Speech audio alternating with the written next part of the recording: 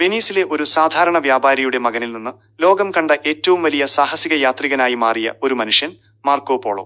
13-ാം നൂറ്റാണ്ടിൽ യൂറോപ്പ് വലിയ ലോകത്തെക്കുറിച്ച് അധികം അറിഞ്ഞിട്ടില്ലാത്ത കാലത്താണ് മാർക്കോ പോളോ തന്റെ വിസ്മയിപ്പിക്കുന്ന യാത്ര ആരംഭിച്ചത്. തന്റെ പിതാവിനും അമ്മാവനുമൊപ്പം അദ്ദേഹം കരമാർഗം ഏഷ്യയിലേക്ക് യാത്ര തിരിച്ചു.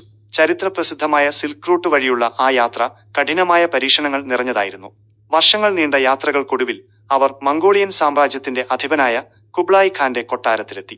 കുബ്ലായ് ഖാൻ മാർക്കോ പോളോയുടെ അറിവിലും ബുദ്ധിയിലും ആകൃഷ്ടനായി. അങ്ങനെ മാർക്കോ പോളോ ചൈനയിൽ കുബ്ലായ് ഖാന്റെ കീഴിൽ ഒരു ഉദ്യോഗസ്ഥനായി സേവനമനുഷ്ഠിച്ചു. 17 വർഷത്തോളം മാർക്കോ പോളോ ചൈനയിലും ഏഷ്യയുടെ വിവിധ ഭാഗങ്ങളിലും സഞ്ചരിച്ചു. ചൈനയിലെ സമ്പന്നമായ സംസ്കാരത്തെയും അവിടുത്തെ അത്ഭുതങ്ങളെയും കുറിച്ച് അദ്ദേഹം നേരിട്ടറിഞ്ഞു.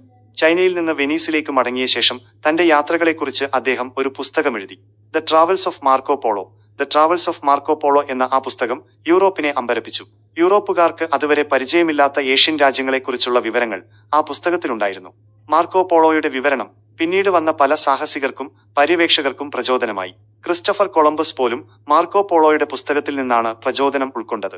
മാർക്കോ പോളോയുടെ യാത്രകൾ ലോക ചരിത്രത്തെ തന്നെ മാറ്റിമറിച്ചു. യൂറോപ്പും ഏഷ്യയും തമ്മിലുള്ള ബന്ധം ശക്തമാക്കാൻ അദ്ദേഹത്തിന്റെ യാത്രകൾ വലിയ പങ്കുവഹിച്ചു.